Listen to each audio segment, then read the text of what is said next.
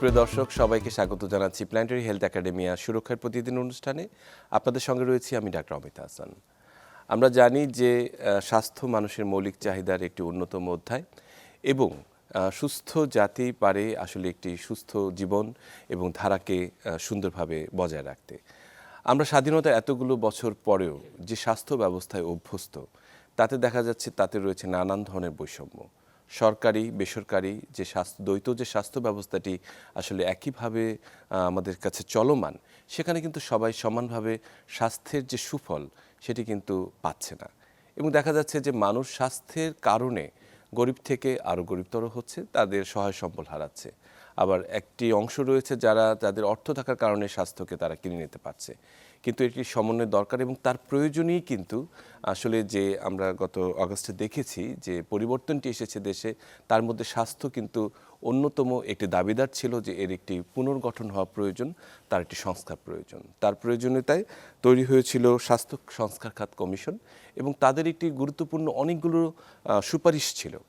এখন এই সুপারিশগুলো আসলে কিভাবে সামনের দিকে প্রচলিত হবে অথবা বাস্তবায়িত হবে, সেটি কিন্তু এখন একটি বিশেষ চ্যালেঞ্জ হয়ে দেখা দিয়েছে। বিশেষ করে আমরা জানি যে এর যারা বাস্তবায়ন করবেন, যে বিশেষ রাজনৈতিক দলগুলো যারা হয়তো সামনে ক্ষমতায় আসবেন, তাদের পক্ষ থেকে এর সদিচ্ছা কতখানি, তারা কতখানি সেটাকে ধারণ করেন, এই সবগুলো বিষয় নিয়ে আজকে আমরা কথা বলতে চাই। যে আগামীর স্বাস্থ্য ভাবনা, আমাদের সঙ্গে সে বিষয়ে কথা বলার জন্য স্টুডিওতে যুক্ত রয়েছেন ডক্টর জহিরুল ইসলাম, জনস্বাস্থ্য ও স্বাস্থ্য ব্যবস্থা বিশেষজ্ঞ, স্বাস্থ্য উপদেষ্টা, সুইডিশ দূতাবাস। আপনাকে স্বাগত। ধন্যবাদ। আমাদের সঙ্গে স্টুডিওতে আরও যুক্ত আছেন ডক্টর আহমেদ এহসানুর রহমান, রোগতত্ত্ববিদ ও জনস্বাস্থ্য বিজ্ঞানী, সাবেক সদস্য, স্বাস্থ্য খাত সংস্কার কমিশন। ডক্টর এহসান, স্বাগত আমাদের অনুষ্ঠানে। ধন্যবাদ।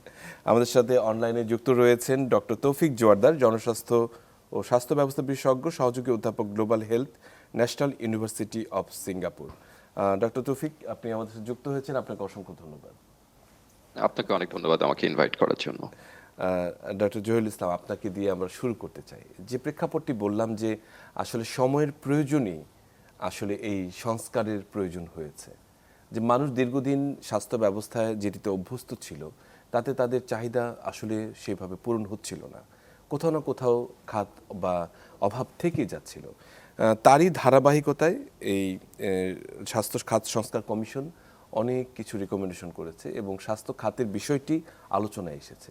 আপনাকে আমি আসলে জানতে চাই আমাদের কাছে যে আমাদের এই সংস্কারটি আসলে কেন প্রয়োজন পড়ল, প্রেক্ষাপটটি কী এবং সামনের দিনগুলোতে এই সংস্কারের যে ইমপ্লিমেন্টেশন বা বাস্তবায়ন, সেটি কতখানি আপনার কাছে বাস্তবসম্মত মনে হয়? না, একটা হলো যে স্বাস্থ্য ব্যবস্থা তো আমাদের এই সমাজেরই অন্তর্গত আর কি। তো আমাদের সমাজ কিন্তু অনেকগুলো রূপান্তরের মধ্যে দিয়ে যাচ্ছে। একটা রূপান্তর হচ্ছে যে আমরা বলি যে এপিডেমিওলজিক্যাল ট্রানজিশন। আমাদের আগে যেটা অসংক্রামক ব্যাধি যেটা কম ছিল, এখন কিন্তু অসংক্রামক ব্যাধি কিন্তু বেড়ে গেছে। আগে সংক্রামক ব্যাধি বেশি ছিল। এবং আমাদের ডেমোগ্রাফিক ট্রানজিশনের মধ্যে দিয়ে যাচ্ছি। আমাদের আগে যেটা ছিল যে বয়স্ক লোকের সংখ্যা কম ছিল, আমাদের অল্প বয়স্ক কর্মক্ষম মানুষের সংখ্যা বেশি ছিল, এখনও সেটা আছে। আমরা বলছি এই ডেমোগ্রাফিক ডিভিডেন্ড হয়তো 2030-35 পর্যন্ত পাবো। আমাদের ষাটোর্ধ্ব বয়স সংখ্যা মানুষ এখন প্রায় 8.5% মতো, সেটা 2040-এ এসে দেখা যাবে সেটা ব্যাপকভাবে বেড়ে যাচ্ছে, বা 50-এ এসে আমরা 20% লোক বয়স্ক লোক বেড়ে যাচ্ছে। আমরা আরও এক ধরনের ট্রানজিশনের মধ্যে দিয়ে যাচ্ছি, যেটা হচ্ছে রুরাল আরবান ট্রানজিশন। আমাদের বাংলাদেশ ছিল গ্রাম প্রধান দেশ, এখন আমরা 40% আমাদের হচ্ছে নগর প্রধান। তো এই যে নগর ব্যবস্থা গড়ে উঠছে, আমরা এই যে জুলাই অভ্যুত্থানের মধ্যে দিয়ে আমরা একটা ডেমোক্রেটিক ট্রানজিশনের মধ্যে দিয়ে যাচ্ছি। ফলে আমরা একটা নতুন গণতান্ত্রিক ব্যবস্থা আমরা প্রবর্তন করতে চাই, যেটা মানুষের নাগরিক মর্যাদা দিবে এবং মানুষকে কাছে তারা দায়বদ্ধ থাকবে রাষ্ট্র। তো এই যে কনটেক্সটের যে চেঞ্জেস, তার সাথে সাথে আমরা, আপনি শুরুতে যেটা বলেছেন যে একটা দেশের স্বাস্থ্য ব্যবস্থা যখন দেখা যায় যে অত্যধিক ব্যয় নাগরিকের পকেট থেকে হচ্ছে, এবং সেটার আপনি আউট অফ পকেট এক্সপেন্ডিচার বলেছেন যে আমাদের এখানে একটা 74 চলে গেছে। স্বাস্থ্য খাতে যখন বৈষম্য আমরা দেখি, যে গ্রাম শহরের বৈষম্য, ধনী দরিদ্রের বৈষম্য, তারপরে আমরা দেখব যে ইভেন শহরের মধ্যেও যারা বস্তিবাসী তাদের এক ধরনের স্বাস্থ্যসেবা, যারা বস্তিতে থাকে না সচ্ছল তাদের আরেক ধরনের স্বাস্থ্যসেবা। তো ফলে সব কিছু মিলে একটা বৈষম্যটা বেড়ে গেছে। আমাদের ওষুধ, অত্যাবশ্যকীয় ওষুধ যেগুলো আছে তার প্রাপ্যতা, সেটাও আমরা দেখি যে অনেক কারণ অনেক রকম নতুন নতুন রোগ এসছে, অসংক্রামক ব্যাধি, সেগুলোতে অনেক দামি ওষুধ এসেছে এবং আমাদের স্বাস্থ্য ব্যবস্থার আগে যেভাবে সাজানো ছিল যে সংক্রামক ব্যাধির ওষুধই আমরা মূলত দিতাম, ফলে সেটারও একটা রিভিশনের দরকার ছিল। তো এই পরিবর্তনগুলো যখন হচ্ছে তখন কিন্তু আসলে, এবং একই সাথে আপনি দেখেন স্বাস্থ্যের দুর্নীতি, ব্যাপক দুর্নীতি, সুশাসনের অভাব, তো এগুলোর মধ্যেই যখন এবং আমরা একটা ডিজিটাল ট্রান্সফরমেশনের মধ্যে দিয়ে যাচ্ছি যেটা একদিকে আসারও জায়গা তৈরি করেছে। তো সেই সমস্ত কিছুকে যদি আমি ধারণ করতে হয়, অর্থাৎ আমাদের স্বাস্থ্য ব্যবস্থার সংকট এবং একই সাথে সাথে সম্ভাবনা, এই জায়গাগুলোকে যদি আমরা কাজে লাগাতে চাই তাহলে কিন্তু আমাদের স্বাস্থ্য ব্যবস্থা একটা নতুন ভাবে করে ঢেলে সাজাতে হবে। রিওরিয়েন্টেশন করা দরকার, একটা ওভারহল দরকার। সেই জায়গা থেকেই কিন্তু স্বাস্থ্য ব্যবস্থা সংস্কারের ভাবনাটা এসছে। এটা ছাড়া আমরা আগামী দিনের স্বাস্থ্য ব্যবস্থার, আমি বলি যে morbid system of our health system, ওইটা আমরা কোনোভাবেই সারাতে পারবো না। স্বাস্থ্য ব্যবস্থা নিজেই অসুস্থ, তো সে অন্যদেরকে কিভাবে করবে আর কি। জি, অসংখ্য অসংখ্য ধন্যবাদ ডক্টর জহিরুল ইসলাম। আমি ডাক্তার এহসান আপনার কাছে একটু আসতে চাই, সেটি হচ্ছে যে আপনি একেবারেই খুব কাছ থেকে স্বাস্থ্য খাত সংস্কার কমিশনের একজন সদস্য হিসেবে এই জিনিসগুলো বা পরিবর্তনগুলো দেখার আপনার সুযোগ হয়েছে এবং রিকমেন্ডেশন করার সুযোগ হয়েছে, আলোচনা করার সুযোগ হয়েছে। আমি আসলে এই সংস্কার খাত কমিশন যখন কাজ করেছে তখন যে প্রধান চ্যালেঞ্জগুলো ছিল, বিশেষ করে যে পলিটিক্যাল পার্টির সাথে যে কমিটমেন্ট, তাদের মানে এর সাথে একীভূত হওয়ার যে চিন্তাভাবনাটি, এটি আসলে কতখানি লক্ষ্য করেছেন এবং প্রধান চ্যালেঞ্জগুলো কী ছিল সেটা জানতে চাই। ধন্যবাদ আমাকে সুযোগ দেওয়ার জন্য। আমি জহির ভাইয়ের প্রত্যেকটা কথার সাথেই একমত। তো সেই সকল একমত নিয়ে যখন সংস্কার কমিশন তার সুপারিশগুলো নিয়ে আলোচনা করছিল, প্রথম পার্টটুকু ছিল যে সমস্যাটাকে আরেকটু গভীর ঢুকে বোঝার চেষ্টা করা। কারণ হচ্ছে আমরা যদি স্বাস্থ্য ব্যবস্থাকে চিন্তা করি, স্বাস্থ্য ব্যবস্থার ভেতরে জহির ভাই বলেছেন যে স্বাস্থ্য ব্যবস্থার ভেতরেই রোগ আছে। তাহলে রোগ যদি চিন্তা করি তাহলে রোগের কিছু জিনিস সামনে দেখা যাবে যে আমার খারাপ লাগছে, জ্বর আসছে, কাশি হচ্ছে, এটা কিন্তু রোগ না, এটা হচ্ছে লক্ষণ চিহ্ন। তাহলে রোগের মূল কারণটা বের করতে হবে যে রোগটা কি। তো স্বাস্থ্য ব্যবস্থার জন্য আমাদের মনে হয়েছে যে এই সবগুলো যে প্যারামিটার আমরা দেখলাম তার একটা রোগ হচ্ছে এটার ভিতরে পলিটিক্যাল কমিটমেন্ট কম। তো তখন আমরা বিশ্বব্যাপী চিন্তা করছিলাম, তখন দেখলাম যে স্বাস্থ্যকে বোঝার জন্য অনেক আগে চিন্তা করা হতো রোগের সাথে হচ্ছে আপনার ঝুঁকিগুলো, ব্যক্তি পর্যায়ের ঝুঁকি। তারপরে চিন্তা করা হলো যে সামাজিক যে বিভিন্ন উপাদান স্বাস্থ্যে অবদান রাখে, সোশ্যাল ডিটারমিনেন্টস।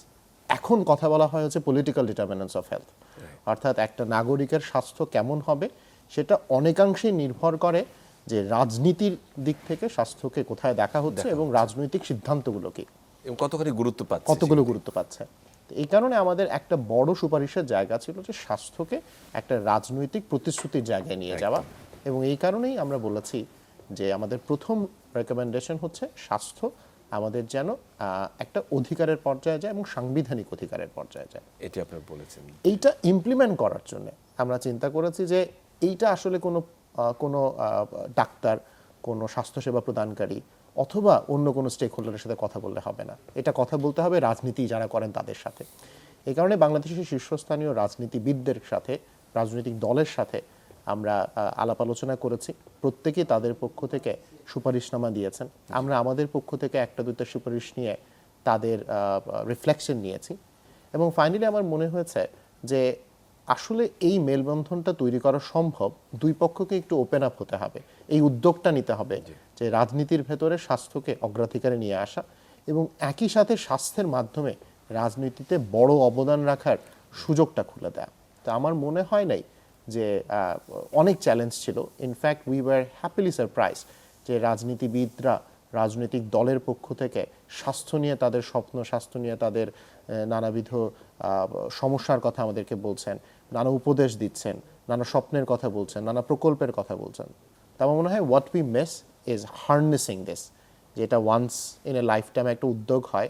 এর পরিবর্তে যদি আমরা বলতে পারি যে রাজনীতিবিদদের সাথে স্বাস্থ্য নিয়ে প্রতি বছর একবার আলোচনা হবে, এবং এই জায়গায় পরিবর্তনটা নিয়ে আসতে পরিবর্তনগুলো তাদের সাথে একেবারেই আলোচনা করা এবং সেই অনুযায়ী আসলে যৌথভাবে কাজ করা, এটি খুব গুরুত্বপূর্ণ একটি তথ্য দিয়েছেন। ফিরে আসবো আপনার কাছে, তার আগে ডক্টর তৌফিক জোয়ারদার, আপনার কাছে একটু আসি। আপনি সিঙ্গাপুর থেকে আমাদের সাথে যুক্ত হয়েছেন। তৌফিক, আমি জানতে চাই যে আসলে আপনি যে বার্ডস আই ভিউতে যদি ওখান থেকে বসে আমাদেরকে দেখেন যে আমরা এখন যেই সমস্যাগুলো নিয়ে স্ট্রাগল করছি বা আমরা যুদ্ধ করছি স্বাস্থ্য খাতের বিশেষ করে, যে দূর থেকে আসলে আপনার কাছে কি মনে হয়েছে যে এই মুহূর্তে এই পরিবর্তনগুলো আসলে একেবারেই দরকার, বিশেষ করে গ্লোবাল সিচুয়েশনটাকে যদি আমরা বিবেচনা করি অন্যান্য দেশের সাথে তুলনা করে? বিশেষ করে বাংলাদেশ তো এখন অনেকখানি বলা যায় যে 50 বছর পার করে গিয়েছে, 54 বছর স্বাধীনতার। তো আমরা আসলে কি পারিনি বা কি এই মুহূর্তে করা দরকার বিশ্বের সাথে আসলে তাল মিলিয়ে? অনেক ধন্যবাদ আপনাকে, ডক্টর অমিত। আমি আসলে আপনার প্রশ্নের উত্তরে যাব। আমি এহসানের একদম শেষ পয়েন্টটা দিয়ে শুরু করতে চাই, যেখানে সে খুব চমৎকারভাবে বলেছে একটা আশার কথা বা আকাঙ্ক্ষার কথা, যে আমাদের রাজনীতিবিদদের সাথে যারা স্বাস্থ্য ব্যবস্থা নিয়ে কাজ করেন, যারা স্বাস্থ্য ব্যবস্থা নিয়ে গবেষণা করেন, তাদের অন্তত বছরে একবার বসা উচিত। তা আমি তার কথাটাকে আরেকটু এক্সটেন্ড করে আরেকটু এগিয়ে নিয়ে যেতে চাই। আমি একটা সময় আমার ক্যারিয়ারের শুরুর দিকে নেদারল্যান্ডে ছিলাম কয়েক মাসের জন্য একটা কোর্সে। সেখানে আমি দেখেছি যে সেখানে বছরে একবার না, প্রত্যেক মাসে প্রত্যেক একাডেমিশিয়ানের ক্যালেন্ডারে একটা দিন নির্দিষ্ট করা থাকে, যেই দিন তারা মিনিস্টার, এবং সেটা শুধুমাত্র নেদারল্যান্ডের রাজধানী আমস্টারডামে না বা হেগে না, গোটা নেদারল্যান্ড থেকে ওই বিষয়ক এক্সপার্ট, মনে করেন হেলথ ফাইন্যান্সিং নিয়ে যেদিন আলোচনা হবে, সবাই সেখানে যাবে এবং এই বিষয়ে যে গবেষণা হয়েছে, পৃথিবীর অন্যান্য দেশে যেই অগ্রগতি হয়েছে জ্ঞানের, সেই বিষয়গুলো তারা রাজনীতিবিদদের কাছে, ডিসিশন মেকারদের কাছে, পলিসি মেকারদের কাছে তুলে ধরে। এটা একটা রেগুলার প্র্যাকটিস। এটা 6 মাসে, 1 বছরে না, এটা আমার মনে হয় যে প্রত্যেক মাসেই হওয়া উচিত বা অন্তত প্রত্যেক কোয়ার্টারে একবার হওয়া উচিত, এবং এটা একদম স্পেসিফাই করা উচিত, এটা আমাদের একটা কালচারের মধ্যে নেওয়া উচিত। আমাদের একটা প্রবলেম হচ্ছে যে আমরা ডিসিশন মেকিংটাকে একটা অ্যাডমিনিস্ট্রেটিভ বিষয় হিসেবে দেখি, কিন্তু ডিসিশন মেকিং কিন্তু একটা এভিডেন্সের বিষয়। আমাদের কাছে অনেক সময় মনে হয় এবং ভ্রান্তভাবে মনে হয় যে দ্রুত সিদ্ধান্ত নেওয়াই বোধহয় একটা ভালো কাজ। যত দ্রুত আমি সিদ্ধান্ত নিয়ে ফেলতে পারলাম, আমার মনে হয় রিফর্মটা বোধহয় তত তাড়াতাড়ি হলো। কিন্তু আপনি একটা রিফর্ম করতে গেলেন, কিন্তু এভিডেন্স আপনি যথেষ্ট পরিমাণে আম, সেটার সাথে আপনি এভিডেন্সটা জানলেন না, তাহলে আপনি রিফর্মটা করলেও সেটার ফলাফল কিন্তু ভালো নাও হতে পারে। কারণ এটার কিন্তু সারা পৃথিবীতে অনেক গবেষণা হয়েছে, সেই গবেষণাগুলোর সাথে আপনি কনসাল্ট করেননি, অর্থাৎ গবেষণা সম্পর্কে জানেননি, তার ফলাফলগুলো জানেননি। তাহলে যেটা হয় যে দ্রুত সিদ্ধান্ত নিলে সেই সিদ্ধান্তটা হয়তো দ্রুত নেওয়া হয়, কিন্তু সেটার যেই আরো ভবিষ্যতে সমস্যার সম্ভাবনা থাকে, সেই সম্ভাবনাগুলো আমরা এড়িয়ে যাই বা সম্ভাবনাগুলো আমাদের নজরে আসে না। কাজেই যে কোনো সিদ্ধান্ত একটু দেরি হলেও আমার কাছে মনে হয় যে এটা এভিডেন্সের সাথে, এভিডেন্স নিয়ে যারা কাজ করেন, গবেষক থাকেন, তাদের সাথে কনসাল্ট করে সিদ্ধান্তগুলো নেওয়া উচিত। আপনার প্রশ্নের আরেকটা অংশে আমি ঢুকছি, যে যদি এই মুহূর্তে আমার একটা রিফর্ম করতে বলা হয়, একটা গুরুত্বপূর্ণ কাজের কথা আমার বলা হয়, সেক্ষেত্রে আমি আসলে ফাইন্যান্সিং রিফর্মের দিকেই সবার আগে যাব। কারণ এর সাথে অনেক কিছু, দুটো জিনিস আমি বলবো যে মোটা দাগে গভর্নেন্স এবং ফাইন্যান্সিং। তবে ফাইন্যান্সিংটা আমার কাছে বেশি জরুরি মনে হয়, কেননা বাংলাদেশে আমরা জানি যে আউট অফ পকেট এক্সপেন্ডিচার বিশ্বের মধ্যে ওয়ান অফ দ্য হাইয়েস্ট, যেটা 74%। এবং এর সাথে আরো একটা মজার বিষয় হচ্ছে যে অন্তত 30% কাছাকাছি টাকা, যেখানে আমাদের টাকার সংকট আছে, অথচ সেই টাকাটা আমাদের স্বাস্থ্য খাত থেকে ফিরে যাচ্ছে অর্থ মন্ত্রণালয়ের কাছে, অর্থাৎ আমরা এটাকে যথেষ্টভাবে ব্যবহার করতে পারছি না। তো এখানে দেখা যাচ্ছে যে আমরা একে তো আমাদের সমস্যার সংকট আছে, অর্থের সংকট আছে, কিন্তু সেই সংকটের মধ্যেও আমরা আমাদের যেই পরিমাণ অর্থ আমরা পাচ্ছি সেটাকে আমরা ব্যবহার করতে পারছি না। এটার যে একটা র্যামিফিকেশন, সেখানে আসলে আমাদের হাত দেওয়া উচিত। আর রিফর্মের ক্ষেত্রে যদি বলেন, আমার কাছে মনে হয় যে একটা রিফর্ম যদি আমি করতে পারি, সেটা হবে হচ্ছে পাবলিক ফাইন্যান্সিয়াল ম্যানেজমেন্টের রিফর্ম, এবং সেই ম্যানেজমেন্ট সিস্টেম যেটা আছে, পাবলিক ফাইন্যান্সিয়াল ম্যানেজমেন্ট, সেটা রিফর্মের মধ্য দিয়ে আমার এমন একটা ইন্টারমিডিয়ারি বডি তৈরি করা দরকার, যেটা ইংল্যান্ডে যেটাকে বলা হয় এনএইচএসও, যেমন ন্যাশনাল হেলথ সিকিউরিটি অফিস, বা এরকম একটা ইন্টারমিডিয়ারি অফিস, যারা স্বাস্থ্য খাতের অর্থকে ধারণ করবে। অর্থাৎ আপনার স্বাস্থ্য খাতের ব্যয় নির্বাহের জন্য আপনাকে 1 বছর পরে আপনি টাকাটা পাবেন, সেটার জন্য ফাইন্যান্স মিনিস্ট্রির দিকে চাতক পাখির মতো চেয়ে থাকতে হবে না। আপনার একটা ফান্ড থাকবে এয়ার মার্কড, এবং সেই ফান্ড আপনার প্রয়োজন মেটাবে যদি কোনো ইমার্জেন্সি সিচুয়েশন হয়। যদি সেটা খরচ না হয় সেটাকে আপনি বন্ডে ইনভেস্ট করতে পারেন বা অন্যভাবে ইনভেস্ট করতে পারেন, কিন্তু সেই টাকায় হাত দেওয়া যাবে না।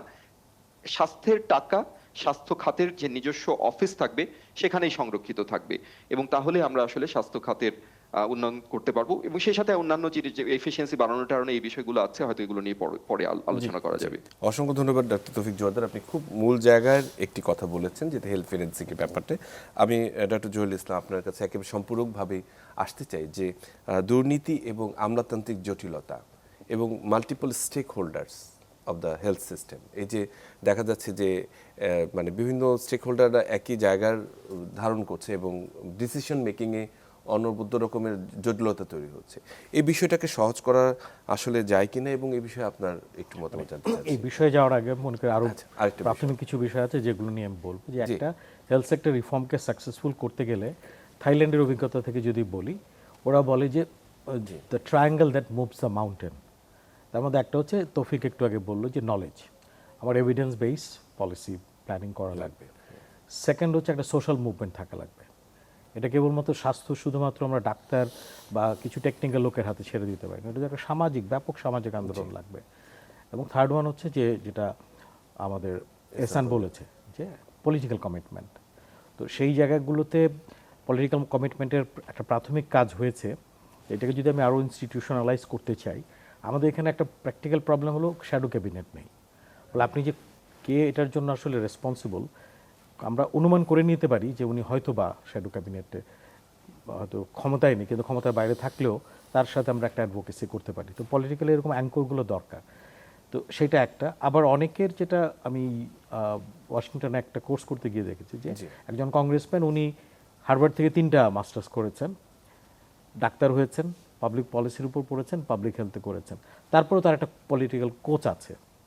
তো আমাদের এখানে যারা পলিটিশিয়ান তাদেরও এরকম কোচ দরকার, কংগ্রেসম্যান যে হেলথ নিয়ে একটা কিছু রেইজ করতে চান তাহলে তার পাবলিক হেলথ কোচটা কে।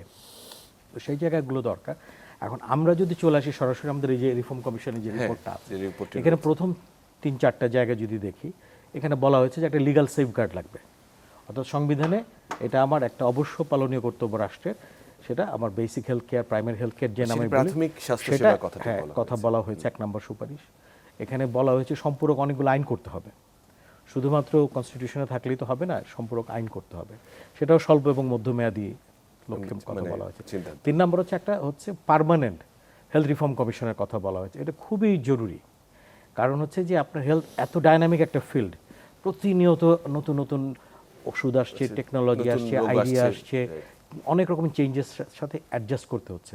তো আমার একটা যদি পার্মানেন্ট হেলথ রিফর্ম কমিশন বা পার্মানেন্ট হেলথ কমিশন থাকে এবং সেখানে 16টা বিভাগের কথা বলা হয়েছে তার থাকবে, তো সে কিন্তু প্রতিনিয়ত তার কাজ কিন্তু স্ট্র্যাটেজিক অ্যান্ড পলিসি ইনপুট দেয়া, সেই জায়গাগুলো সে রেলেভেন্ট পার্লামেন্ট থেকে শুরু করে ব্যুরোক্রেসি থেকে সবাইকে তারা কিন্তু দিতে পারে, একটা বিবেকের ভূমিকা পালন করা on behalf of the people. হ্যাঁ, তো সেই জায়গা তো একটা আছে। এখন আমাদের এখানে ব্যুরোক্রেসি তো অনেক প্রবলেম আছে, পাবলিক অ্যাডমিনিস্ট্রেশনের ইটসেলফ একটা রিফর্ম দরকার। তো সেইটা তো মনে হয় আলাদা একটা রিফর্ম কমিশন হয়েছে, সেখানেও সুপারিশ আছে। বাট সব কিছুকে আপনি যদি ব্যুরোক্রেটিক ফ্রেমওয়ার্কের মধ্যে ফেলে দেন, সবসময় কিন্তু সমাধান নাই। এই আমাদের এখানে একটা বড় সাফল্য কিন্তু এসছে রাজপথ থেকে বা জনগণের চাওয়া আন্দোলন থেকে, বাট সেইটাকে আবার আরেক ধরনের স্কিল লাগে, সেটাকে একটা ব্যুরোক্রেটিক ফ্রেমওয়ার্কিং যেটা আছে। আপনি এজেন্ডা সেট করতে পারেন পলিসি মেকিংয়ের ক্ষেত্রে আমরা যেটা বলি, কিন্তু ফ্রেমওয়ার্কিং যেটা সেটা তো ব্যুরোক্রেটরাই করে, সেখানে এসে অনেক কিছু আটকা পড়ে যায়। তো এই জায়গায় আমার মনে একটা ভারসাম্য আনা দরকার, তাদেরকেও আরও বেশি জবাবদিহিতার মধ্যে নিয়ে আসা, প্লাস যেটা হচ্ছে জনগণের দিক থেকেও একটা চাপ তৈরি করা, এবং রাজনৈতিক দলগুলো এই ক্ষেত্রে প্রো পিপল একটা ভূমিকা যদি পালন করতে পারে সেটা। আর ব্যুরোক্রেসির একটা রিফর্ম আমাদের দরকার, এটা আমরা প্রতিনিয়তই এটা তাদের মধ্যে একটা অ্যান্টি রিফর্ম রেজিস্টার আমি বলবো যে টেন্ডেন্সি আছে, এবং এটা রিফর্মকে রেজিস্ট করার একটা প্রবণতা আছে, কারণ ওটা তো তাদের একটা কমফোর্ট জোন, কেউ তো কমফোর্ট জোনের বাইরে যেতে চায় না। সেক্ষেত্রে পলিটিক্যাল পার্টিগুলো একটা বড় ভূমিকা আছে, পিপলের মুভমেন্টের ভূমিকা আছে বা সোশ্যাল মুভমেন্টের ভূমিকা আছে। এটা সারা দুনিয়ার অভিজ্ঞতা হচ্ছে এটা বলে, যদি আমি ইউনিভার্সাল হেলথ কাভারেজ তৈরি করতে চাই, ওটা কেউ স্বপ্ন দেখে, তারপরে এটা বাস্তবায়ন করার জন্য আমার ক্ষেত্র তৈরি হয়। তো সেই জায়গায় এই জিনিসগুলো লাগবে। আমার এভিডেন্স বেস পলিসি রিসার্চার অ্যাকাডেমিশিয়ানরা তৈরি করবে, আমার সোশ্যাল মুভমেন্ট ওই উত্তাপটা তৈরি করবে যেটা কিন্তু এটা মেল্ট করে দেবে ইভেন রেজিস্ট্যান্স থাকলেও, এবং পলিটিক্যাল পার্টিরা সেটা স্টিয়ার করা, নেভিগেট করা, হ্যাঁ, সেটা করতে পারবে। খুবই খুবই সুন্দর করে আসলে এই ট্রায়াডের কথাটা বলেছেন আপনি, যে তিনটি একেবারেই গুরুত্বপূর্ণ যে তিনটি জিনিস প্রয়োজন হেলথ সেক্টরকে একটু এগিয়ে নেওয়ার জন্য। আমরা আসবো আপনার কাছে, তার আগে ডক্টর আহমেদ এহসানুর রহমান আপনার কাছে একটু আসি, যে সেটি হচ্ছে যে বেশ কিছু রিকমেন্ডেশন আমরা আছে এখানে, আমি জানি যে অনেক ভালো ভালো রিকমেন্ডেশন রয়েছে যেটি আসলে জনস্বার্থে রচিত বা মানুষের দোরগোড়ায় সুফল বয়ে দেবে। তার মধ্যে একটি আউট অফ পকেট এক্সপেন্ডিচারের মধ্যে সবচেয়ে বেশি ব্যয় হচ্ছে ওষুধ। যে ওষুধ নীতি যেটি রয়েছে সেটি কতখানি বাস্তবায়িত হয়েছে বা আপনাদের এখানে রিকমেন্ডেশন রয়েছে কিনা, এবং সম্প্রতি বেশ কিছু আমরা দেখেছি যে ওষুধের প্রাইসিংয়ের ক্ষেত্রে অত্যাবশ্যকীয় ওষুধকে মূল অন্তর্ভুক্ত করা হয়েছে পূর্বের ওষুধের সঙ্গে, সেটি সুফল কি আসলে জনগণ কিভাবে পাবে? আপনি যে জায়গাটায় হাত দিয়েছেন এটা একেবারেই যেখান থেকে একজন নাগরিক, একজন রোগী তার চিকিৎসার প্রতি যাত্রাটা শুরু হয়। তা আমরা রোগ চিন্তা করলে চিকিৎসা চিন্তা করি, চিকিৎসা চিন্তা করলে ওষুধ চিন্তা করি, ওষুধ চিন্তা করলে এখন আমাদের চিন্তা করতে হয় টাকা। আমাদের মনে হয়েছে যে এই যে ওষুধ চিন্তা করলে আমাদেরকে এখন টাকার কথা চিন্তা করতে হয়, এইটা আসলে অধিকারের ব্যত্যয়।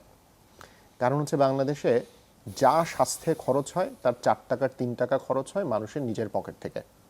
আর মানুষ নিজের পকেট থেকে যদি 3 টাকা খরচ করে তাহলে তার 2 টাকা খরচ হয়ে যায় ঔষধে। তাহলে আমরা যদি ঔষধকে মানুষের অ্যাক্সেসিবিলিটি এবং এফোর্ডেবিলিটিতে না নিয়ে আসতে পারি, তাহলে আসলে এই সবগুলো সংস্কারের কোনোটাই মানুষেরকে এডিশনাল বেনিফিটটা দেবে না। এই কারণে আমাদের একটা বড় রেকমেন্ডেশন ছিল যে বাংলাদেশের মানুষ পরিবর্তন হয়েছে, রোগ পরিবর্তন হয়েছে, বিজ্ঞান পরিবর্তন হয়েছে। 10 বছর 15 বছর আগে আমাদের যে ডেমোগ্রাফি ছিল সেটা এখন নাই। 10 বা 12 বছর আগে আমাদের যে রোগতত্ত্ব ছিল, আমাদের যে বিভিন্ন ধরনের রোগের বোঝা ছিল, সেটাও এখন নাই। এবং গত 10 বছরে স্বাস্থ্য খাত অনেক এগিয়ে গেছে সায়েন্টিফিক্যালি। আগে আপনি যে ওষুধ দিয়ে চিকিৎসা করতেন এখন সেই ওষুধ দিয়ে করবেন না। তাহলে 2016 সালের অত্যাবশ্যকীয় ওষুধের লিস্ট দিয়ে 2025 সালে এবং 26 সালে এসে আর চিকিৎসা করাটা ঠিক না। এই কারণে আমাদের একটা বড় রেকমেন্ডেশন ছিল যে অত্যাবশ্যকীয় ওষুধ যার মাধ্যমে একটা দেশের 70 থেকে 80% রোগকে চিকিৎসা করা যাবে, এটাকে আপডেট করতে হবে। কার জন্য আপডেট করতে হবে?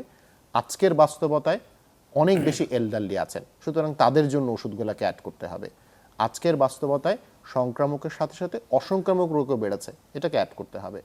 আজকের বাস্তবতায় বিজ্ঞান এগিয়ে যাচ্ছে, সুতরাং 1990 সালের রেকমেন্ডেড অ্যান্টিবায়োটিক আর রেকমেন্ডেড অ্যান্টিহাইপারটেনসিভ দিয়ে আজকের প্রাথমিক স্বাস্থ্যসেবা করা যাবে না। এবং বন্দোবস্তের পরিবর্তন করতে হবে, যে আমাদের অনেক ওষুধগুলো আসলে টার্সিয়ারি কেয়ার ফোকাস, এইগুলোকে আসলে প্রাথমিক স্বাস্থ্যসেবায় নিয়ে আসতে হবে। এই ব্যাপারে সরকার কিছু উদ্যোগ নিয়েছে এবং একই সাথে বলেছে যে 295টা অত্যাবশ্যকীয় ওষুধের লিস্ট করা হয়েছে, হালনাগাদ করা হয়েছে, তার সবগুলোর যেন দাম সরকার নিয়ন্ত্রণ করে, প্রাইসিংটা তারা নির্ধারণ করবে। একটা মিসিং লিংক হচ্ছে যে ঔষধের দাম নিয়ন্ত্রিত হলেও যতক্ষণ না পর্যন্ত সেই ওষুধের ডিসপেন্সিং সেন্টারে হাত দেওয়া যাবে ততক্ষণ পর্যন্ত জনগণ পরের বেনিফিটটা পাবে না। এই কারণে আমাদের সংস্কার কমিশনের রেকমেন্ডেশনে ছিল যে দেশ জুড়ে একটা ফার্মেসি নেটওয়ার্ক চালু করতে হবে, তাতে যেন জনগণ তার জন্য যে ওষুধটা সেটা খুব সহজে পায়, এবং একই সাথে ঔষধের উপরে একটা নিয়ন্ত্রণ প্রতিষ্ঠিত হয়, যে এর মাধ্যমে সরকার এই নেটওয়ার্কের মাধ্যমে ঔষধ ব্যবস্থাপনার বন্দোবস্তের উপরে তার একটা জনমুখী নিয়ন্ত্রণকে প্রতিষ্ঠা করতে পারবে। তা আমার মনে হয় কিছু কাজ অলরেডি হয়েছে। আগামী দিনের রাজনৈতিক সরকারের কাছে আমাদের প্রত্যাশা হবে সংস্কার কমিশনের পুরোটাকে শেষ করতে। তো লাস্ট একটা মিনিট আমি বলতে চাই যে ঔষধ খুব কমপ্লেক্স একটা প্রবলেম। এটার জন্য তৌফিক ভাই বলেছেন কোনো ম্যাজিক বুলেট কাজ করবে না, আমাদেরকে সামগ্রিকভাবে 4-5টা রিফর্ম চিন্তা করে একসাথে প্যাকেজ ইন্টারভেনশন করতে হবে। তাতেই আগামী বছর এই নাগরিক একটা ওষুধ আগের থেকে অনেক সুলভ মূল্যে পাবে এবং যে ওষুধটা তার পাওয়া দরকার সেটাই পাবে। এবং এটার ব্যাপারে দীর্ঘমেয়াদী আসলে একটি চিন্তা ভাবনা দরকার, পরিকল্পনা দরকার। ধন্যবাদ ডক্টর এহসান, খুব সুন্দর করে এই ব্যাপারটিকে মানে মানুষ কিভাবে আসলে এর বেনিফিটটি পাবে সেটি আপনি বলেছেন। এবং যতক্ষণ পর্যন্ত না সাধারণ মানুষের বেনিফিটটি না পাচ্ছে ততক্ষণ কিন্তু যতই আপনি সংস্কার করুন না কেন, যাই করুন না কেন, তার কিছু কিন্তু অর্থবহ হয় না, সে যতক্ষণ সুফলটি তার হাতে না পৌঁছায়। আমি ডক্টর তৌফিক জোয়ার্দ্দার আপনার কাছে একবার আসি, যে আপনি তো আলোচনা শুনছিলেন একই সঙ্গে। আমি আসলে যেটি জানতে চাচ্ছি যে সামনের দিনগুলিতে যে এই যে এত চমৎকার একটি রিকমেন্ডেশন রয়েছে স্বাস্থ্য সংস্কার খাতের সংস্কার কমিশনের, সেটি বাস্তবায়িত হওয়ার সম্ভাবনা এবং শঙ্কা, বিশেষ করে যখন নতুন পলিটিক্যাল একটি দায়িত্ব গ্রহণ করবেন, তখন আসলে এটিকে হারিয়ে যাবে, তাদের পলিটিক্যাল কমিটমেন্টের সাথে একীভূত হবে, অথবা প্রত্যেকটি পলিটিক্যাল পার্টির যে এটি মানে কমিটমেন্ট রয়েছে স্বাস্থ্য খাতে বা রাজনৈতিক ইশতেহার রয়েছে, সেখানে আসলে সেটি কিভাবে বিবেচিত হবে? অনেক ধন্যবাদ। আমি আশাবাদী থাকতে চাই, কারণ 5ই আগস্টের পরবর্তী সময়ে আমাদের মাঝে যেই একটা জাতীয় চেতনার উন্মেষ ঘটেছে, আমাদের নিজেদের দেশকে নিয়ে ভাবনার একটা জায়গা তৈরি হয়েছে, যেটা আমরা একটা সময় মনে হতো যে কি হবে, এখানে কন্ট্রিবিউট করে কোনো লাভ নেই, আমরা যাই করি না কেন দেশের বাইরে টাকা পাচার হয়ে যাচ্ছে, এ জাতীয় একটা হতাশা আমাদের মাঝে ছিল। কিন্তু 5ই আগস্ট এবং সেই সময়ের পরিস্থিতি দেশের ব্যাপারে আমাদের তরুণ প্রজন্মের মাঝে এক ধরনের দেশকে নিয়ে নতুন স্বপ্নটাকে রিনিউ করেছে এবং একটা ওনারশিপ তৈরি করেছে, যে না, এটা আমার দেশ, আমাকেই এটা ম্যানেজ করতে হবে যেভাবেই হোক। তো এই চেতনাটা আমার মনে হয় যে ধারণ না করলে কোনো রাজনৈতিক দলই তরুণ প্রজন্মের ভোট যেটা সেটা তো পাবেই না, অন্যান্য জেনারেশন যারা আছে তারাও কিন্তু এটার দ্বারা প্রভাবিত, তাদের অ্যাপ্রুভালও তারা পাবে না। কাজে এরকম একটা পরিস্থিতিতে আমি আশাবাদী যে রাজনৈতিক দলগুলো মানুষের আকাঙ্ক্ষা অর্থাৎ গণ আকাঙ্ক্ষার প্রতিফলন তাদের ম্যানিফেস্টোতে ঘটাবে, এবং গণ আকাঙ্ক্ষার প্রতিফলন ঘটানোর জন্য স্বাস্থ্য খাতের মতো উপযুক্ত খাত কিন্তু বলতে গেলে নেই। স্বাস্থ্য খাতের মধ্যে নিউট্রিশন আছে, আপনার নিউট্রিশন যদি প্রপার না হয় তার ফলাফল আমরা সাথে সাথে দেখতে পারি যে একটা বাচ্চা খর্বকায় হয়ে গিয়েছে 2 বছরের মধ্যে, এবং এটা যে কেবলমাত্র তার শারীরিক কাঠামোই খর্বকায় হয়েছে তা না, তার মস্তিষ্কও কিন্তু খর্বকায় হয়েছে, এবং তার ফলাফল তাকে সারা জীবন টেনে বেড়াতে হবে। কোনো বাবা মা চায় না যে তার সন্তান এরকম একটা পরিণতি ভোগ করুক। স্বাস্থ্য খাতের উন্নয়ন হলে প্রথম 1000 দিনের পরে যদি আমাদের একটা ইন্টারভেনশন ডিজাইন করা থাকে, যদি চিন্তা ভাবনা থাকে, সেই 1000 দিন যদি আমরা শিশুকে পুষ্টি দিতে পারি, তাহলে তারা এই খর্বকায় হওয়ার হাত থেকে রক্ষা পেতে পারে। এরকম স্বাস্থ্যের, আমি জাস্ট একটা উদাহরণ দিয়ে বোঝালাম যে স্বাস্থ্যের যে বিষয়গুলো রয়েছে সেটা আমাদের জীবনের সাথে ওতপ্রোতভাবে জড়িত। একেবারে। কাজেই এটা আমাদের যারা রাজনীতিবিদ আছে তাদের ম্যানিফেস্টোতে অবশ্যই থাকবে, থাকা উচিত এবং থাকবে, এটা আমি প্রত্যাশা করি। জি, অসংখ্য ধন্যবাদ ডক্টর তৌফিক জোয়ারদার, আপনি খুব চমৎকার সুচিন্তিত কিছু মতামত দিয়েছেন। আমি ডক্টর জহিরুল ইসলাম আপনার কাছে আবার ফিরে আসতে চাই যে আসলে আমাদের আজকের যে আলোচনা বিষয় ছিল আগামীর স্বাস্থ্য ভাবনা, যে এই একটা সুন্দর একটি স্বাস্থ্য ব্যবস্থা আমরা চাই, এটা প্রত্যেক মানুষই বিশ্বাস করে। বিশেষ করে বেঁচে থাকার জন্য আমি স্বাস্থ্যের নিশ্চয়তা চাই, যে আমি অসুস্থ হলে আমি প্রপার ট্রিটমেন্টটি পাবো, আমার আর্থিক অবস্থা বিবেচনার বাইরে থেকে আমি সমন্বিত যে চিকিৎসা ব্যবস্থা পাবো। সেই জায়গায় আসলে যে দুটি ধারা আমাদের দেশে প্রচলিত রয়েছে, একটি সরকারি বেসরকারি, একটি রুরাল এবং আরবান, এই যে মাল্টিপল স্টেক হোল্ডার, এই টোটাল মানে একটা জগা খিচুড়ি টোটাল বিষয়টিকে একই সাথে সমন্বয় করার ব্যাপারে কখনো চিন্তা করেছেন কিনা? প্রথমত হচ্ছে যে আমি প্রায়োরিটিগুলো বলে আমি ওখানে আসবো, যে আমাদের প্রাথমিক স্বাস্থ্যসেবা হওয়া উচিত আমাদের স্বাস্থ্য ব্যবস্থার ভিত্তি বা ব্যাকবোন, মেরুদণ্ড। বাট তার আগে প্রাথমিক স্বাস্থ্য ব্যবস্থার অংশ হচ্ছে প্রিভেনশন বা প্রিভেন্টিভ হেলথ কেয়ার, অর্থাৎ রোগী মানুষ যাতে না হয় সেটার জন্য আমি স্বাস্থ্য মানে একটা সহায়ক পরিবেশ গড়ে তুলবো, এবং তারা স্বাস্থ্য অভ্যাসের যে অনুশীলন সেই জায়গাগুলো করব। তো আমাদের কিছু কুইক উইন আছে গভর্নমেন্ট, যেমন recently health in all policies, এটা অনেকগুলো মন্ত্রণালয় তারা এটা স্বাক্ষর করেছে, বা অত্যাবশ্যকীয় ওষুধের যে প্রাপ্যতা সেগুলো সেক্ষেত্রে প্রাইমারি হেলথ কেয়ারের গুরুত্ব দিয়েছে, এবং প্রাইমারি হেলথ কেয়ারে আমাদের ব্যয়টা প্রায় 1/4 হয়ে গেছে, যেটাকে হাফ করতে হবে অ্যাটলিস্ট। তো সেটা আমাদের যদি করতে হয়, আমাদের যেহেতু এক্সিস্টিং অনেক রকম মানে সরকারি বেসরকারি নানা রকম অ্যাক্টর আছে, এবং ল্যান্ডসেটের পাবলিকেশনে বলা হয়েছিল যে এই অ্যাক্টরগুলোর যে একটা মানে বলবো তাদের কম্পারেটিভ অ্যাডভান্টেজ অনুযায়ী যে পার্টনারশিপ, সেটার কারণেই আমরা অনেক কিছু অর্জন করেছি। কিন্তু আমাদের এখানে সাম্প্রতিক সময় যে mushroom growth of unregulated private sector, সেটা একটা যেমন আছে, আবার পাবলিক সেক্টরেও কোয়ালিটি অফ কেয়ার এবং রোগীর যে মর্যাদা সেই জায়গাগুলো তো আমাদের নাই। তাহলে এই সব জায়গাগুলো যদি আমাকে নিশ্চিত করতে হয়, একটা গ্রেডিং সিস্টেম চালু করতে পারে বা রেটিং সিস্টেম চালু করতে পারে, সেটা সেই জায়গাগুলো যে কোনটা 5 স্টার মানে কেয়ার দিচ্ছে, কোনো 4 স্টার 3 স্টার, এটা একদম রোগীর ফিডব্যাক নিয়েই আর কি। জি। হ্যাঁ, এবং সেগুলোর উপর ভিত্তি করে এবার ইনসেন্টিভও দেওয়া যেতে পারে আর কি। আর একটা রেগুলেশন, আমার রেগুলেটরি বডিগুলোকে স্ট্রেংথেন করতে হবে। আমার ভেরি পুয়ার মানে প্রাইভেট সেক্টরে অনেক ডায়াগনস্টিক সেন্টার আছে, জি। হসপিটাল আছে, ক্লিনিক আছে, ইভেন ওই অর্থে যদি ফার্মাসিগুলোর কথাও বলি, সেগুলোকেও আমার একটা নিয়ন্ত্রণের মধ্যে বা একটা জবাবদিহিতার মধ্যে নিয়ে আসতে হবে। কারণ হেলথটা তো আমি যাতা ব্যাপার না, আমি কিছু আনকোয়ালিফাইড লোকের হাতে ছেড়ে দিতে পারি না, কিছু মুনাফা লোভী লোকের হাতে জিনিসটাকে ছেড়ে দিতে পারি না। সেটার জন্য গভর্নমেন্টের রেগুলেশনগুলোকে স্ট্রেনথেন করতে হবে, রেগুলেটরি বডিজগুলোকেও শক্তিশালী করতে হবে, এবং স্ট্রং যেগুলো কোনো কোনো এরিয়াতে আমার তো ইনভেস্টমেন্ট লাগবে, তো সেই ক্ষেত্রে সেই প্রাইভেট সেক্টরকে আমি একটা সহায়ক পরিবেশ দিব বিনিয়োগের জন্য, এবং আমার স্ট্যান্ডার্ডাইজেশন যেটা বলে সার্ভিসের গাইডলাইন ওগুলো তৈরি করে প্রয়োজনে সেই সেবা দরকার হয় সরকার সেটা কিনে নেবে, যদি ইমিডিয়েটলি সরকার বিনিয়োগ করতে না পারে। এবং আমি কিছুটা তো আমাদের রিয়ালিটি চেক যদি আমরা করি, ইলেকশনের আগে কিছু আমরা জেস্চার দেখেছি যে একটা শীর্ষ দলের শীর্ষ নেতা উনি বলেছেন যে প্রিভেনশনের উপর তারা জোর দিবেন, তারা পপুলেশন কন্ট্রোলটাকে একটা বড় কর্তব্য মনে করছেন। আমি ব্যক্তিগতভাবে বলবো যে পপুলেশন নিয়ে হয়তো রাজনীতিবিদরা টেকনিক্যাল ল্যাঙ্গুয়েজে হয়তো এটা পপুলেশন কন্ট্রোল একটা ফ্যামিলি প্ল্যানিংকে উনি হয়তো ভেবেছেন, কিন্তু that is also part of primary health care. ওইটার জন্য একসময় আমাদের আলাদা একটা বিরাট বড় বিভাগ ছিল, ওইটা হয়তো এখন আমার দরকার নেই। আমার এটা প্রাইমারি হেলথ কেয়ারের মধ্যে যদি ইন্টিগ্রেটেড হয়ে যায়, অলরেডি আমার TFR 2.1 হয়তো খুব বেড়ে গিয়ে আবার 2.3-তে এসছে, কিন্তু আমি আনমেট নিড যেটা আছে কন্ট্রাসেপটিভ এগুলো দিলে সেটা হয়ে যাবে। ইভেন একটা রাজনৈতিক দলের নির্বাচন পরিচালনা কমিটিতে 10-12 জন ডাক্তার, এটি অনেকে বলে এত ডাক্তার কেন? আবার আরেকটা রাজনৈতিক দল আছে তার শীর্ষস্থানীয় ব্যক্তি উনি নিজেও ডাক্তার বা সেকেন্ড ম্যানও ডাক্তার। তো এরপরেও যদি আমাদের স্বাস্থ্য ব্যবস্থার নিয়ে না ভাবনা আসে এবং এটা ঠিকঠাক না হয়, তাহলে আমি বলবো যে ওনারা নিজেদের প্রতি অবিচার করছেন, নিজের প্রফেশনের প্রতি, নিজের দেশের জনগণের প্রতি। সো আমি এই জায়গায় বলবো যে আমার রেগুলেশনটাকে স্ট্রেনথেন করতে হবে, এবং যার যার যে কম্পারেটিভ অ্যাডভান্টেজ সেগুলোকে কাজে লাগিয়ে পাবলিক প্রাইভেট পার্টনারশিপ হতে পারে, ইনোভেশন হতে পারে, কোনো জায়গায় আমরা চ্যালেঞ্জ ফান্ড দিতে পারি তাদেরকে, আবার কোনো জায়গায় ইনভেস্টমেন্টের ক্ষেত্রে আমরা ট্যাক্স হলিডে দিতে পারি, বাট তাকেও সেটা জনগণকে ফিরিয়ে দিতে হবে।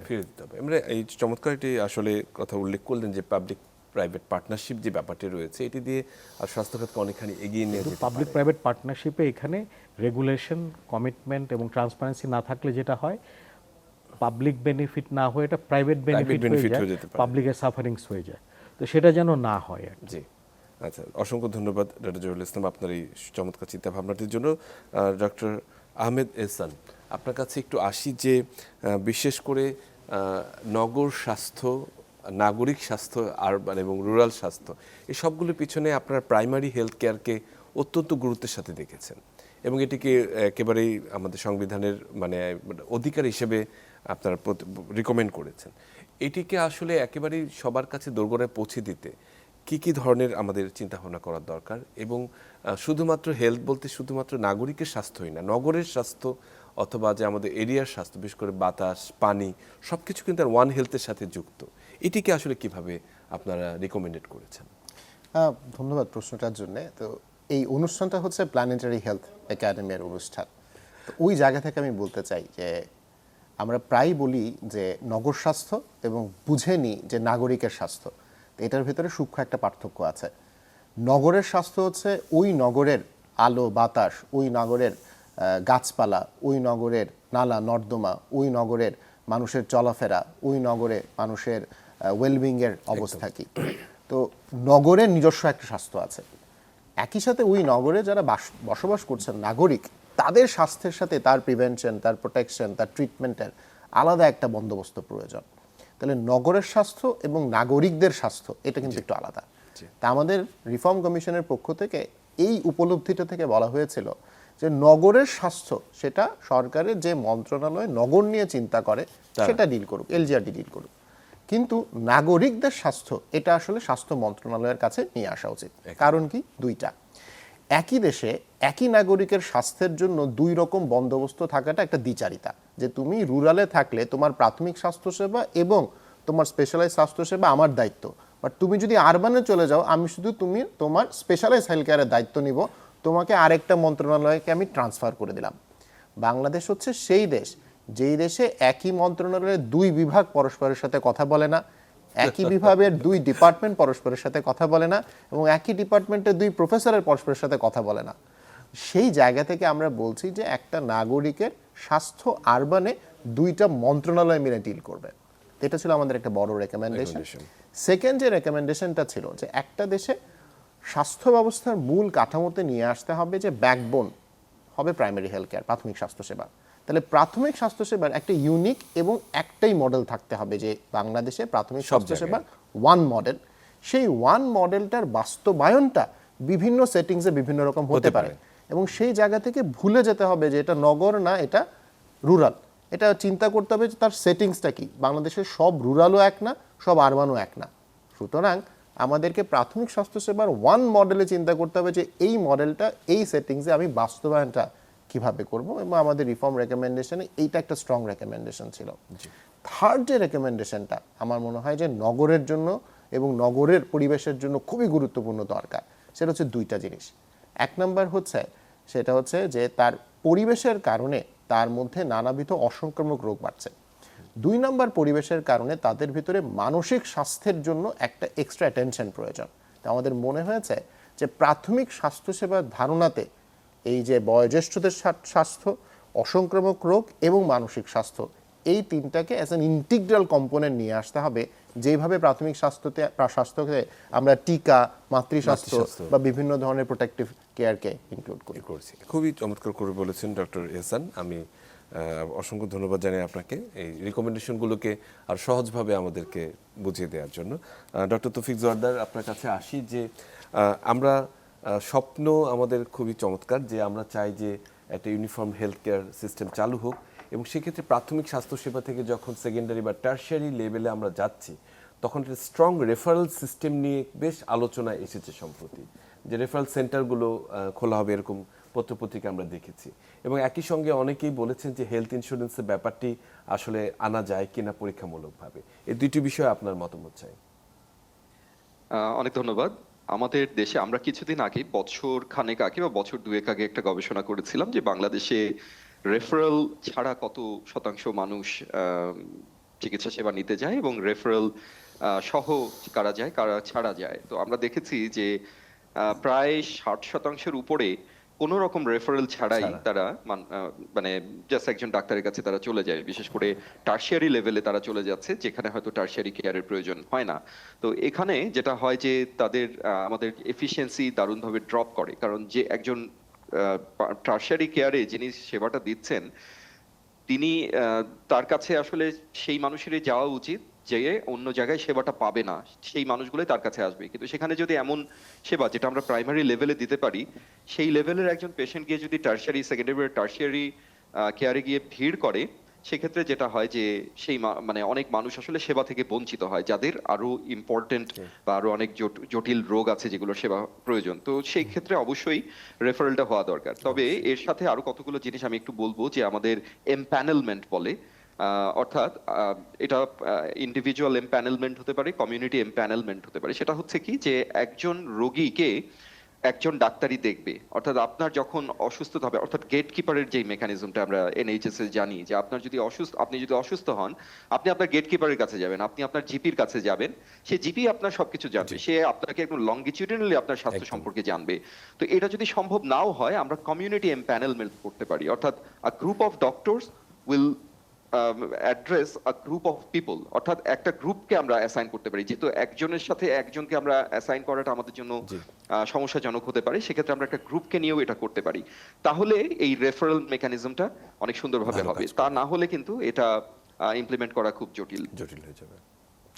অসংখ্য ধন্যবাদ ডক্টর তৌফিক জোয়ারদার। আমরা একেবারে শেষের দিকে ডক্টর জহিরুল ইসলাম, আপনার কাছে আসি যে স্বাস্থ্যের অনেকগুলো বিষয় নিয়ে আমরা আজকে আলোচনা করেছি, কিন্তু একটা স্বাস্থ্য দর্শন মানে আমাদের যে ভিশন বা আমাদের যে একটা মিশন রয়েছে বা স্বাস্থ্যেরটা জাতির একটা দর্শন রয়েছে, সে বিষয়টি নিয়ে আসলে কখনো চিন্তা করেছেন কিনা, বা আসলে কিভাবে আমরা সামনের দিকে পরবর্তী প্রজন্মের জন্য এই স্বাস্থ্য ব্যবস্থাটাকে আরও সুসংহত করতে পারি?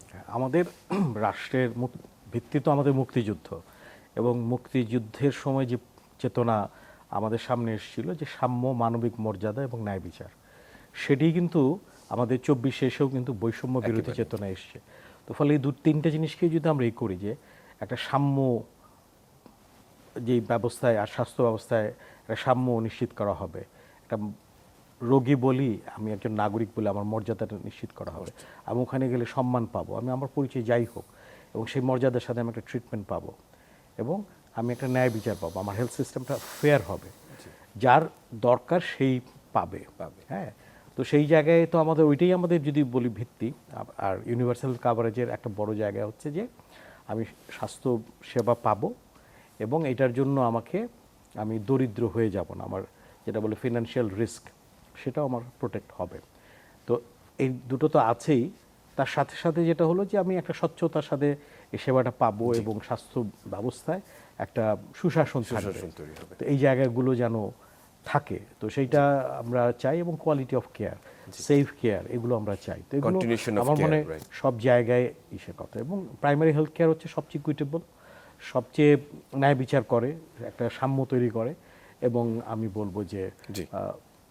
ডাক্তারদের মনোভাব যদি যেটা হয় পিপল ফার্স্ট, আমার পেশেন্ট ফার্স্ট, তাহলে কিন্তু আমরা একটা আমাদের দর্শনটা আমরা আমাদের মুক্তিযুদ্ধের চেতনা থেকে আমরা পেয়ে যাই, আমাদের 24-এর ভাবনা থেকে আমরা পেয়ে যাই। একেবারেই খুব চমৎকার করে এই সমন্বয়টি করলেন ডক্টর জহির। ডক্টর এহসান, আপনার কাছে স্বাস্থ্য ভাবনাটি জানতে চাই যে সামনের দিকে আমাদের এগিয়ে যাওয়ার যে দুর্বার যে চিন্তা, সেটি আসলে কিভাবে ধারণ করেন খুব সংক্ষেপে। তিনটা জিনিস। এক নম্বর হচ্ছে আমি আশাবাদী, কারণ রাজনীতিতে আমার মনে হয়েছে যে গত 20 বছরে বা গত 30 বছরে আমি কখনো শুনি নাই যে রাজনীতিতে স্বাস্থ্য নিয়ে এত আলোচনা হচ্ছে। তো এই যে আলোচনা হচ্ছে, এটা একটা আশার জায়গা। যত বেশি আলোচনা হবে, সঠিক হোক ভুল হোক, আমরা কিন্তু সামনে আগাবো। দ্বিতীয় জায়গাটা হচ্ছে ভবিষ্যতের স্বাস্থ্যের জন্য, যে আমরা দেখতে চাই যে যাদেরকে ঘিরে আমাদের সমাজ আজকে দাঁড়িয়ে আছে, সেই প্রৌঢ়দের, যেই বয়োজ্যেষ্ঠদের স্বাস্থ্যের দায়িত্ব আমরা নেওয়া শুরু করছি। এর মাধ্যমে আজকে যারা আমরা ইয়াঙ্গার আছি, আজকে যে মানুষটা এখনো ইয়াং হয় না, স্কুলে কলেজে যাচ্ছে, সে জানবে যে স্বাস্থ্যটায় অবদান রাখার জায়গা। আমি যদি অবদান রাখি, ওই দিনে পৌঁছায় গেলে রাষ্ট্র আমাদের অবদান রাখবে। আর থার্ড যে জায়গাটা, সেটা হচ্ছে পৃথিবীর যে কোনো উদ্যম সবসময় ইয়াংদেরকে দেওয়া হবে, সবসময় এই জেনজিদেরকে দেওয়া হবে।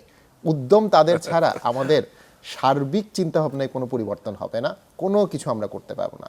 আমাদের থার্ড জায়গাটা হচ্ছে এই জেনজিদেরকে স্বাস্থ্য যে কত গুরুত্বপূর্ণ এবং স্বাস্থ্য যে অবদান রাখার একটা জায়গা, এবং সেই অবদানের মাধ্যমে যে রাষ্ট্র পরিবর্তন করে দেওয়া যায়, এই দর্শনটা এবং সেই সুযোগটি তাদের করে দেয়। অসংখ্য ধন্যবাদ। থাইল্যান্ডের এই বইটাতেও বলেছে, থিঙ্ক নিউ অ্যাক্ট নিউ। অসংখ্য ধন্যবাদ ডক্টর জহির। ডক্টর তৌফিক জোহারদার, আপনার কাছে একেবারেই স্বাস্থ্য ভাবনাটি নিয়ে আসি।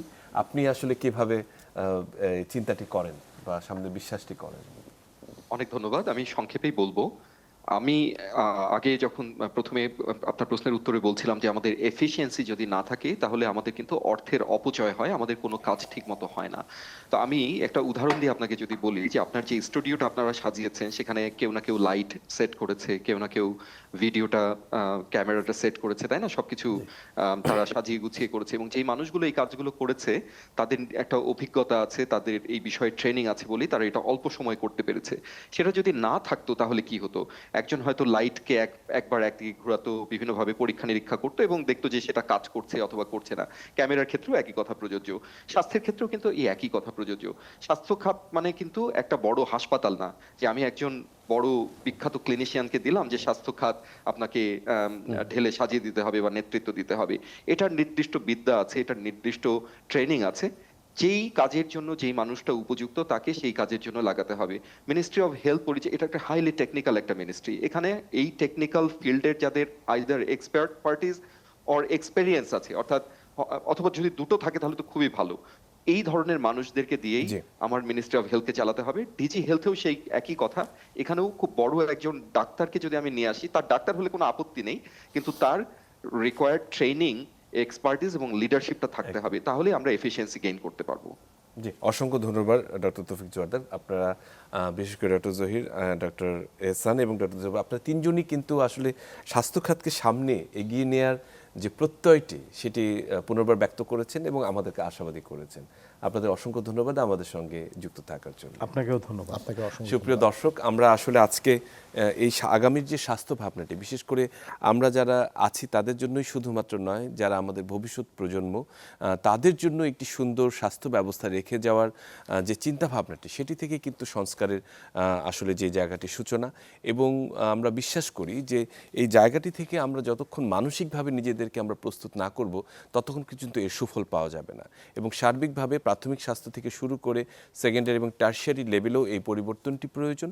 এবং সেক্ষেত্রে সবার সহযোগিতা, বিশেষ করে রাজনৈতিক দলগুলোর সদিচ্ছা, যারা সামনে মূল নিয়ন্ত্রণ আসবেন তাদের সদিচ্ছা, এবং বিশেষ করে যারা স্বাস্থ্য খাতের যেসব দক্ষ জনশক্তি রয়েছে তাদেরকে যথোপযুক্তভাবে কাজে লাগানো, সবগুলো জিনিস কিন্তু এই সার্থকতার উপর নির্ভর করছে। এই আমাদের স্বাস্থ্য ব্যবস্থার যে সামনের দিকে এগিয়ে যাওয়া, সে ভবিষ্যৎ, সেটি নির্ভর করছে। সবাই ভালো থাকবেন, সুস্থ থাকবেন।